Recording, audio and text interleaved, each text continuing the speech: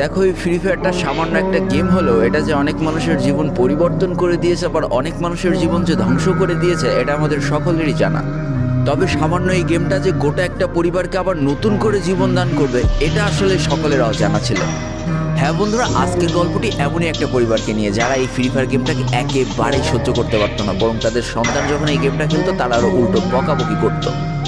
আর ভাগ্যের কি অপূর্ব লীলা খেলা, দেখো সেই গেমটা আজকে গোটা পরিবারটাকে বাঁচিয়ে রেখেছে। আর এখন তার বাবা মা উৎসাহ দেয় তাদের সন্তানকে যে ফ্রি ফায়ার খেলো। এই জন্যই চলো জেনে আসি আসলে কি এমন ঘটেছিল ওই পরিবারটার সাথে। তো বেশি ব্যাকপ্যাক না করে ছোট্ট একটা ইন্ট্রো দিয়ে আজকের ভিডিও শুরু করা যায়।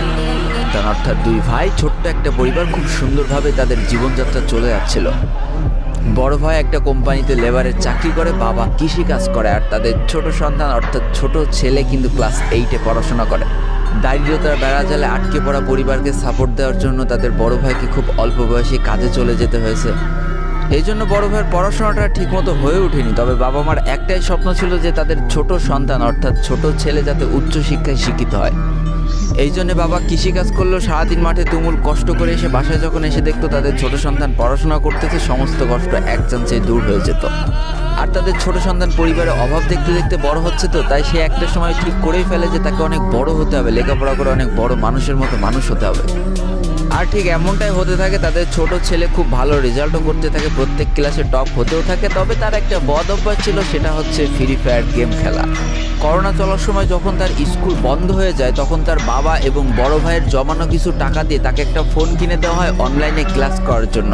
তার ফোনটা ছিল 3 GB র্যামের একটা ফোন। তবে এইখান থেকেই তার ফ্রি ফায়ার গেমের সাথে পরিচয় হওয়া। সারাদিন পড়াশোনার ফাঁকে সময় পেলেই সে ফ্রি ফায়ার গেম নিয়ে বসে পড়তো। আগে যেমন বাইরে খেলাধুলা করতো, এখন সে আর বাইরে খেলাধুলা করে না, ঘরে বসে সারাদিন ফোন টিপে আর ফোনে গেম খেলে। এদিকে তার বাবা মা যখন ফ্রি ফায়ার গেম খেলা দেখতো তখন প্রচণ্ড পরিমাণ রেগে যেত, এমনকি মারধর পর্যন্ত করতো যে তুই এই গেম খেলা বাদ দিয়ে দে। তবে তাদের ছোট ছেলে যতই বাবা মার বাধ্য সন্তান হোক না কেন, ফ্রি ফায়ার গেমটা ছাড়তে সে একেবারেই নারাজ। প্রথম দিকে পড়াশোনার ফাঁকে ফাঁকে গেম খেললো, যখন তার বাবা মা তাকে বকা শুরু করে তখন সে রাতের অন্ধকারে গেম খেলা শুরু করে। তবে বন্ধুরা, বলে রাখা ভালো, সে কিন্তু তার পড়াশোনা একেবারেই ঠিক রেখেছিল, অর্থাৎ গেমের কোনো কালো ছায়া পড়াশোনার উপরে কোনোদিনই সে পড়তে দেয়নি, যার কারণে তার রেজাল্টটা মোটামুটি ভালোই হতো। এতদিন পর্যন্ত পরিবারের সব কিছু ঠিকঠাকই ছিল। এবার আস্তে আস্তে পরিবারটা একটু একটু করে ভাঙতে শুরু করবে। পরিবারের সকলের সম্মতিতে পরিবারের বড় ছেলের সাথে পাশের গ্রামের একটা মেয়ের বিবাহ সম্পন্ন করা হয়। আর যেন বিবাহের কয়েক মাস যেতে না যেতে বড় ভাইয়ের পরিবর্তন লক্ষ্য করতে শুরু করা যায়। এতদিন ছোট ভাইয়ের পড়াশোনা খরচ বড় ভাই আর বাবা মিলে চালিয়ে আসলো, এখন আর বড় ভাই কিন্তু ছোট ভাইয়ের পড়াশোনা খরচ দিতে রাজি হয় না। তবে তাতেও খুব একটা ফারাক পড়ে না, কারণ তাদের বাবা এখনো শক্তভাবে তাদের পরিবারটাকে ধরে রেখেছে। অর্থাৎ বাবা কিন্তু কৃষিকাজ করে তাদের পরিবারটা খুব সুন্দরভাবে চালিয়ে নিচ্ছিল। তবে বলে রাখা ভালো, হাতের 5টা আঙুল যেমন এক হয় না, পরিবারের প্রত্যেকটা সন্তানের মন মানসিকতাও কিন্তু এক হয় না। কিছুদিন পর বড় ভাই পুরোপুরি আলাদা হয়ে যায়, তার বউকে নিয়ে নতুন করে সংসার তৈরি করে।